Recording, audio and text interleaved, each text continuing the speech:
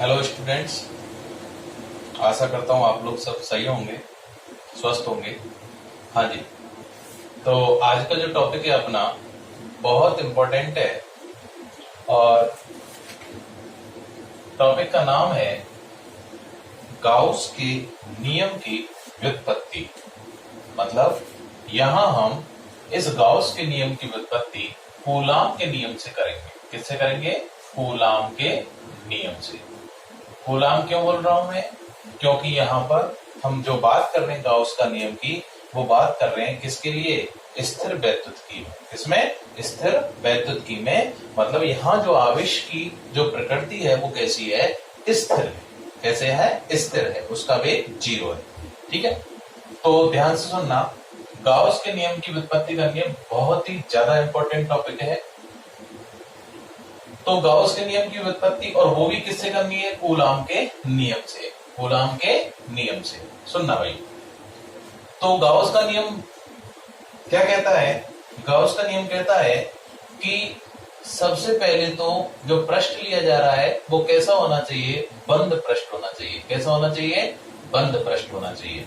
तो हम यहाँ पर एक बंद पृष्ठ की कल्पना कर लेते हैं। ये लो साहब, ये हमने एक बंद पृष्ठ मान लिया। कैसा भी हो सकता है, बंद पृष्ठ की जो प्रकृति है वो कैसी भी हो सकती है। ठीक है, अब जब बंद पृष्ठ मान लिया तो इस बंद पृष्ठ के अंदर हम किसी स्थिर आवेश की कल्पना करते हैं। मान लेते हैं कि इस बंद पृष्ठ के अंदर एक बिंदु O पर जो मैं यहाँ बोल रहा हूं वो हम भाषा के रूप में यहाँ पर लिख सकते हैं। ठीक है, क्या कि माना एक बंद पृष्ठ है जिसके अंदर बिंदु O है। उस O बिंदु पर एक Q आवेश हमने रख दिया। मान लिया कि इस बिंदु O पर एक Q आवेश रखा हुआ है। अब इस Q बिंदु, जो O बिंदु पर जो Q आवेश रखा हुआ है, इस बिंदु के कारण जब हम यहाँ पर पारित फ्लक्स जब यहाँ पर ज्ञात करेंगे, क्योंकि गाउस का नियम क्या है अपने पास?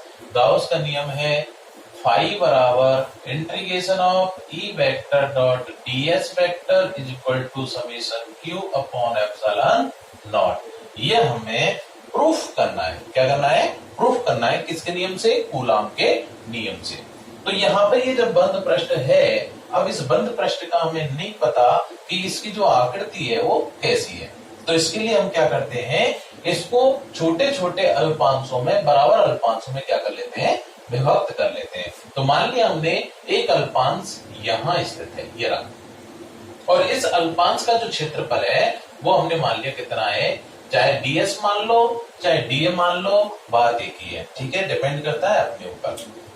ds का मतलब ये यहाँ क्षेत्र सरफेस से है और dA मानता तो मैं एरिया बोलता। ठीक है, तो एरिया सरफेस मतलब कोई पृष्ठ या क्षेत्रफल की हम बात कर रहे हैं। ठीक है, अच्छा, तो ds की जब मैं चर्चा कर रहा हूं तो ds क्या है? यहाँ पर मान लिया ये अल्पांश पृष्ठ है या अल्पांश, इसका जो क्षेत्रफल है वो कितना है?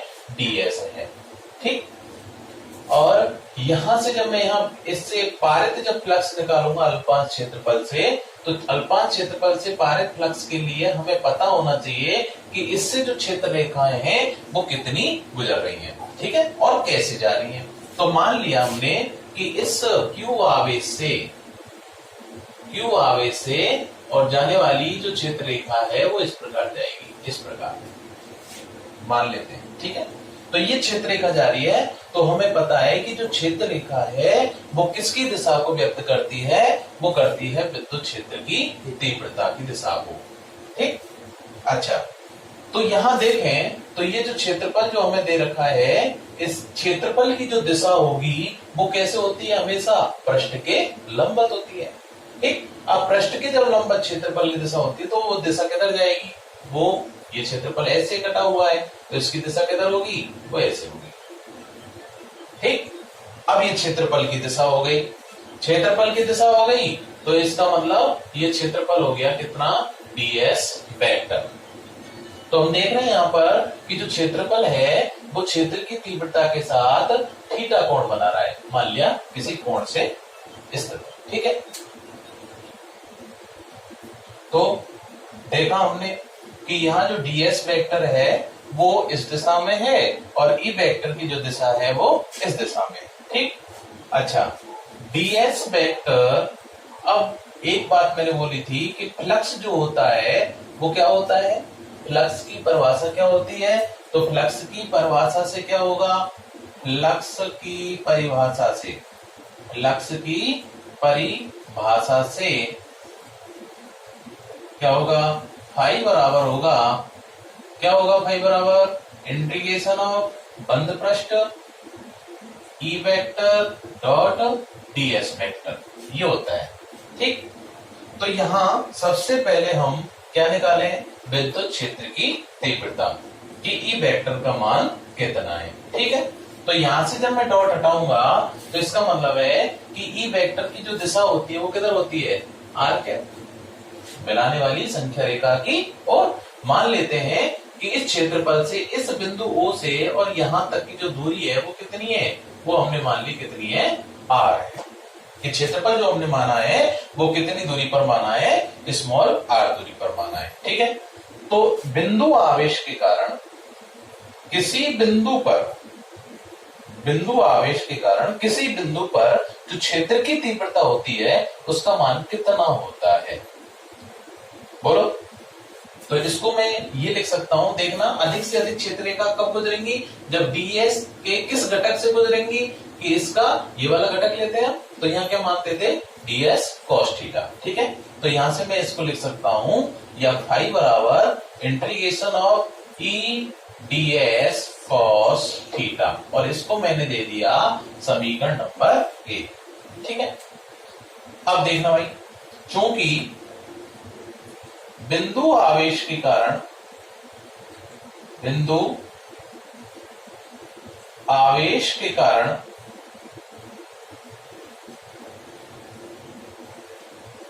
किसी बिंदु पर, किसी बिंदु पर विद्युत क्षेत्र की तीव्रता, विद्युत क्षेत्र की तीव्रता क्या होती है, ई वेक्टर बराबर कितनी होती है, बोलो,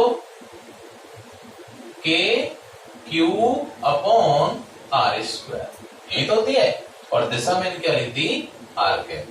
ठीक है, तो दिशा संख्या रेखा की, ठीक है, संख्या रेखा की दिशा में, ठीक है, जो मिलाने वाली रेखा है उसकी दिशा में r के, ये दे दिया मैंने समीकरण नंबर 2।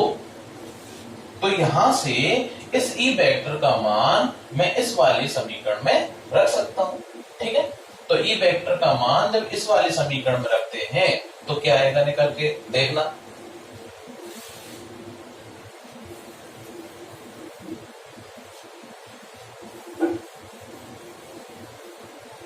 उपरोक्त मान, उपरोक्त मान समीकरण 1 में रखने पर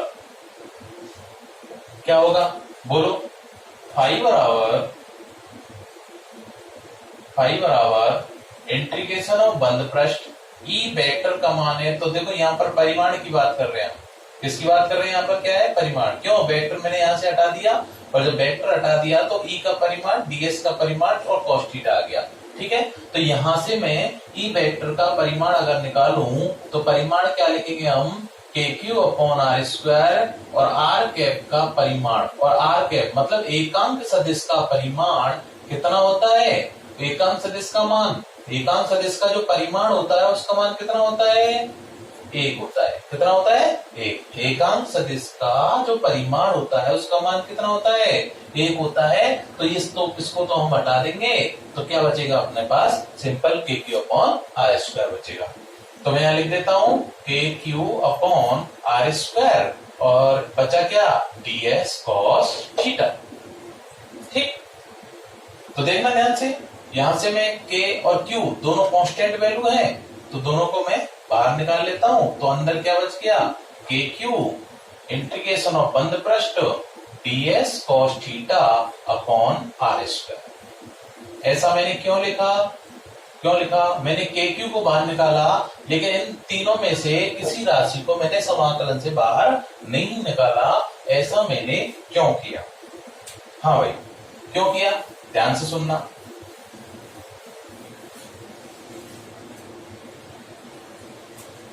देखना गौर से, के का जो मान है माध्यम के अनुसार चेंज होता है, ठीक है। क्यों? के का जो मान होता है वो कितना होता है, के बराबर 1/4 पाई एप्सिलॉन होता है। कितना होता है? 1/4 पाई एप्सिलॉन होता है, ठीक है। और एप्सिलॉन माध्यम अगर निर्वात या वायु है तो एप्सिलॉन के स्थान पर एप्सिलॉन 0 आ जाएगा। क्यों? क्योंकि एप्सिलॉन नॉट का मान कितना होता है, एप्सिलॉन आर का मान कितना होता है, निर्वात या वायु के लिए लगभग 1 होता है, ठीक है। निर्वात के लिए 1 होता है, जबकि वायु के लिए 1 पॉइंट समथिंग होता है। तो मैं लगभग यहाँ पर दोनों को बराबर मान के चल रहा हूं, ठीक है। हाँ जी, तो सुनना, तो के का मान तो चेंज होगा ही नहीं। इस प्रश्न से के का मान चेंज हो जाएगा क्या? नहीं होगा। क्यू का मान जो हमने लिया है वही रहेगा, ठीक है, इसका मान भी चेंज नहीं होगा। अच्छा, डीएस, तो देखो हाँ जी, तो डीएस कॉस थीटा बटे आर स्क्वायर, तो देखना ध्यान से, डीएस का मान कोई चेंज नहीं होगा, अल्पांश का मान चेंज नहीं होगा, लेकिन मुझे चाहिए पूरा क्षेत्रफल। तो पूरा क्षेत्रफल चाहिए तो मैं इसको समाकलन के अंदर ही रखूंगा, ठीक है। अच्छा, कॉस थीटा, तो अल्पांश जब मैं यहाँ काटूंगा, यहाँ काटूंगा, यहाँ काटूंगा, यहाँ काटूंगा, यहाँ काटूंगा, तो इसका मतलब थीटा का मान चेंज होगा। सिंपल है, थीटा का मान चेंज होगा, तो इसलिए मैंने इसको भी नहीं निकाला, ठीक। आर, तो अल्पांश जब मैं क्यू यहां मान रहा हूं और मान के चलो अल्पांश यहां मानता तो आर भी क्या होती, चेंज होती, तो इसलिए आर का मान भी मैंने इसके अंदर रखा है, ठीक है। अब ध्यान से सुनना भाई, तो ये दोनों तो मैंने बाहर निकाल लिए, बचा ये, छोड़ो। तो फाई बराबर आ गया के क्यू इंटीग्रेशन, बंद प्रश्न है, ध्यान रखना, DS cos theta upon R square, ठीक है। अच्छा, अब मुझे पूरे का क्षेत्रफल चाहिए, तो पूरे का क्षेत्रफल निकालने के लिए ये जो क्षेत्रफल दे रखा है, ये क्षेत्रफल अगर इसको देखें तो ध्यान से देखना, इस क्यू पर, इस बिंदु ओ पर ये कौन सा कोण बना रहा है, कौन सा कोण बना रहा है, देखो ध्यान से देखो। अगर मैं ये लिखता हूं इस प्रकार, ऐसे दो रेखाओं को काटता हूं, तो दो रेखाओं को काटने से यहां पर अगर मैं इस प्रकार लूप बनाते हैं, किसी वृत्त का कोई अल्पांश भाग काट लेते हैं, ठीक है, तो ये क्या कहलाता है, चाप कहलाता है। ये कोई थीटा कोण हो गया, और ये वृत्त की क्या कहलाएगी, ये त्रिज्या कहलाएगी, ठीक है। तो जब ये वृत्त की त्रिज्या है तो ये भी क्या कहलाएगी, वृत्त की त्रिज्या कहलाएगी। मतलब एक रेखाखंड है और इसका एक पॉइंट पकड़ के दूसरे पॉइंट को घुमा दिया, इस प्रकार घुमाया तो इस प्रकार स्थिति निकल के आई, तो ये कहलाती है यहाँ पर त्रिज्या। और ये कोण जो कहलाता है वो कहलाता है समतल कोण। क्या कहलाता है, समतल कोण। तो यहां से कोण बराबर क्या आता है निकल के, कि कोण बराबर आता है चाप बटे त्रिज्या। ये फॉर्मूला हम शुरू से पढ़ते आ रहे हैं, ठीक है। लेकिन आज मैं एक नए फॉर्मूले की और बात करने जा रहा हूं, जो कि हमने 11th क्लास में पढ़ा था। अगर पढ़ा हो, सुना हो, तो एक ऐसा ही पद्धति में 7 मात्रक होते हैं, ये सुना है सबने। और उसमें हमने एक बात ये भी देखी थी कि पूरक मात्रक और होते हैं, और पूरक मात्रक कितने होते हैं, 2 होते हैं। एक तो होता है कौन सा, एक तो कौन सा होता है, रेडियन। कौन सा होता है, रेडियन। और रेडियन जो होता है वो सिंपल किसका होता है, कोण का होता है। और जो कोण कौन सा है, ये रहा समतल कोण, ठीक। और एक दूसरा मात्रक और पढ़ा था, और वो मात्रक था क्या, स्टेरेडियन। क्या था, स्टेरेडियन। और स्टेरेडियन जो होता है वो किसका होता है, घन कोण का होता है। किसका होता है, घन कोण का। देखो घन का मतलब क्या होता है, कोण का मतलब क्या होता है। देखो समतल का मतलब होता है ये कैसी आकृति है, ये केवल द्विविमीय आकृति है। कैसी आकृति है, द्विविमीय, ठीक है। केवल 2 अक्षों के अंदर हो रहा है इसमें परिवर्तन। जबकि घन का मतलब क्या होता है, जिसमें तीनों, जैसे कमरा है अपना, ठीक है, और कमरा जो है वो कैसी आकृति है, त्रिविमीय आकृति है, जिसमें 3 अक्ष काम कर रही है, ठीक है। 3 अक्षों के सापेक्ष परिवर्तन हो रहा है, ठीक है। तो घन का मतलब होता है क्या, क्या, कैसी आकृति, त्रिविमीय आकृति। कैसी आकृति, त्रिविमीय।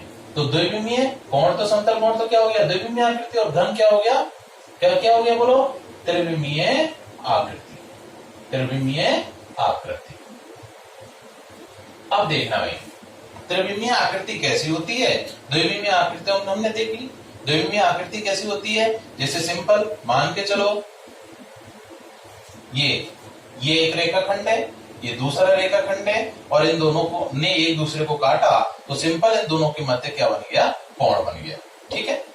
अच्छा, अब मान चलो घनकोण कैसा होता है, जैसे ये है, ठीक, ये स्थिति है। अब ये स्थिति अगर मान चलो जैसे हम पेंसिल छीलते हैं आगे से, है ना, तो कैसी आकृति आती है कि ये तो पैनी नोक होती है और यहाँ पर जो स्थिति होती है वो इस प्रकार होती है। ठीक है, तो इसका मतलब यहाँ पर एक क्षेत्रफल होता है, क्षेत्रफल कटता है, यहाँ पर क्या करता है, क्षेत्रफल कटता है। जबकि यहाँ क्या कट रही थी, यहाँ इस वाली स्थिति में केवल लंबाई कट रही थी, केवल लंबाई। ठीक है, चाप जिसको मैं बोल रहा हूं। जबकि यहां पर जब मैं इसको इस प्रकार घुमाऊंगा तो क्या कटेगा, क्या कटेगा, क्षेत्रफल कटेगा। देखो यहां ध्यान से, प्लेन नजर आ रहा है, प्लेन आएगा। ठीक है, और यहां पर जो कोण बनेगा वो कैसा कोण बनेगा, इस प्रकार बनेगा, इस प्रकार। जैसे इस वाले को देखो गौर से कि जैसे मान चलो ये, ठीक है, ये क्या है, क्षेत्रफल है, और ये कैसा है, प्लेट है। एक क्या है, प्लेट, इस प्रकार रखी हुई है, इस प्रकार रखी हुई है प्लेट। ठीक है, या सिक्का बोल सकते हैं हम इसको। और ये सिक्का किसी बिंदु को इस प्रकार छुए, इस प्रकार शंकु आकार आकृति पड़ी होगी आपने, शंकु की आकृति, तो शंकु की आकृति इस प्रकार होती है ना। और ये जो कोण बन रहा है यहाँ पर, ये चारों तरफ से घूम रहा है, ये यूं यूं। ठीक है, ये जो भुजा है वो, ये भुजा इस प्रकार घूम रही है, इस प्रकार, इस प्रकार। ठीक है, तो ये दूरी तो क्या रहेगी, सेम रहेगी, ये तो क्या रहेगी, सेम रहेगी, है ना। और ये क्या कहलाएगा, क्षेत्रफल कहलाएगा। तो ये क्षेत्रफल ds हो गया, और ये क्या हो गई, त्रिज्या r हो गई। तो ध्यान से देखो, कोण का कोई मात्रक नहीं होता, सिंपल पहली बात, पूरक मात्रक होता है, कोण का मात्रक नहीं होता, विमाहीन राशि होती है। कैसी राशि होती है, विमाहीन राशि है, पूरक मात्रक होता है, जिसको मैं रेडियन और स्टेरेडियन कह रहा हूं। ठीक है, तो जब विमाहीन राशि होगी तो देखना गौर से कि जब मैंने यहां पर लिखा कोण बराबर चाप बटे त्रिज्या, कोण बराबर चाप बटे त्रिज्या, तो चाप क्या, चाप का मात्रक क्या होता है, लंबाई होती है, मीटर होता है। त्रिज्या का मात्रक भी क्या होता है, मीटर। मीटर से मीटर कैंसिल, कैसी राशि हो गई, m0 l0 t0, विमाहीन राशि होगी। कैसी हो गई, विमाहीन राशि।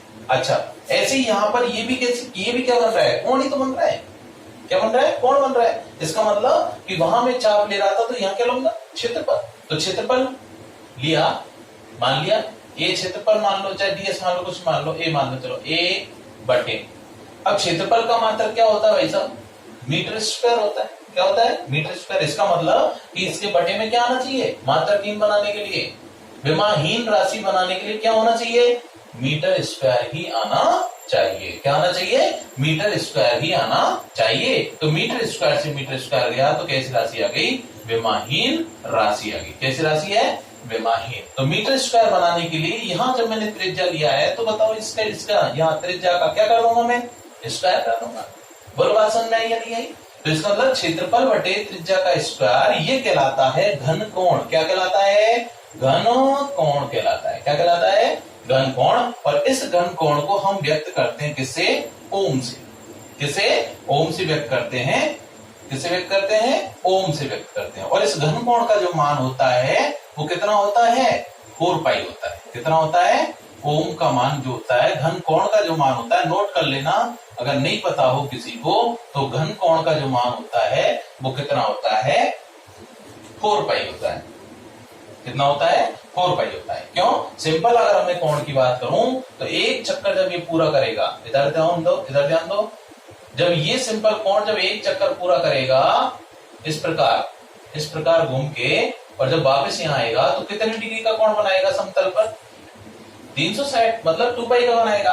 अब जब यहाँ 2 पाई बना रहा है तो इस दिशा में घूमेगा, तो त्रिविमीय आकृति लेनी है मेरे को, तो त्रिविमीय लेनी है, तो 2 पाई है, 2 पाई है, तो कितना हो गया, 4 पाई आ गया। कितना आ गया, 4 पाई। तो घन कोण का जो मान होता है वो कितना होता है, सिंपल 4 पाई होता है। ध्यान रखना, ठीक।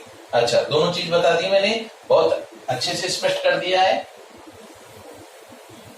हाँ जी, देखो गौर से।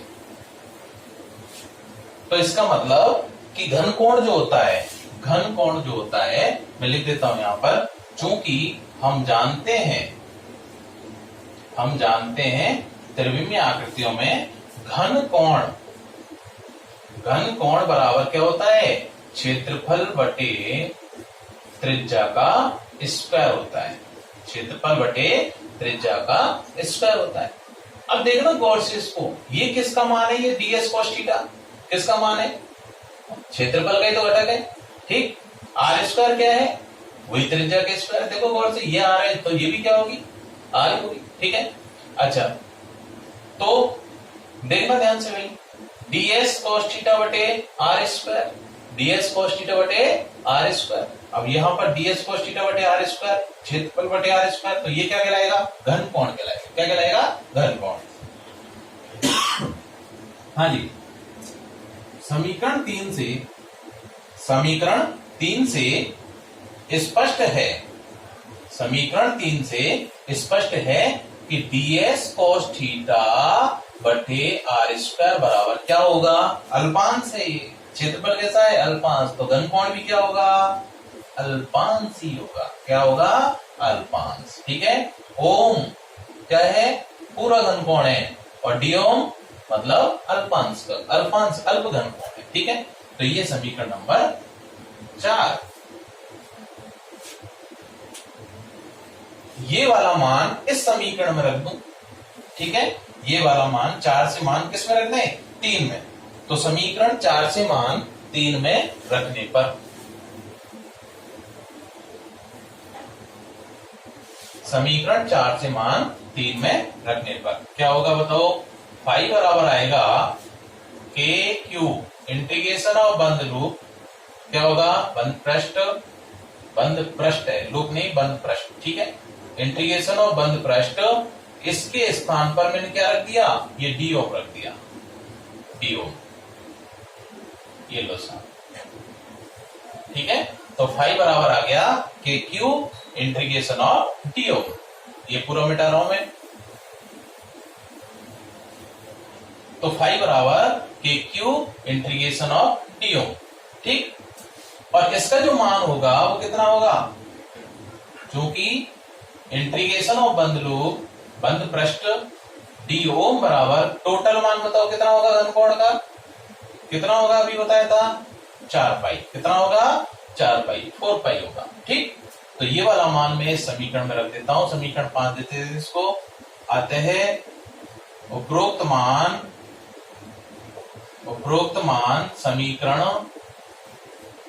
समीकरण 5 में रखने पर, समीकरण 5 में रखने पर क्या आएगा बताओ, फाई बराबर आ जाएगा के क्यू इंटू 4 पाई, के क्यू इंटू 4 पाई, और चूंकि के बराबर होता है 1/4 पाई एप्सिलॉन, ये मान यहां पर रखते हैं तो ये आ जाएगा 1/4 पाई एप्सिलॉन क्यू और इंटू 4 पाई से 4 पाई गया, तो क्या बच गया, फाई बराबर आ गया क्यू अपॉन एप्सिलॉन। माध्यम अगर क्या होता, निर्वात या वायु होता, तो फाई बराबर आ जाता क्यू अपॉन एप्सिलॉन 0, और यही क्या है, गाउस का नियम है,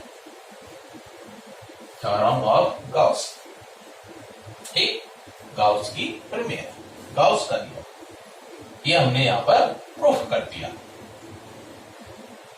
अगर किसी को डेरिवेशन में कहीं भी कोई भी समस्या आती है तो कमेंट्स बॉक्स में डाल देना, मैं उसको समझा दूंगा बाद में।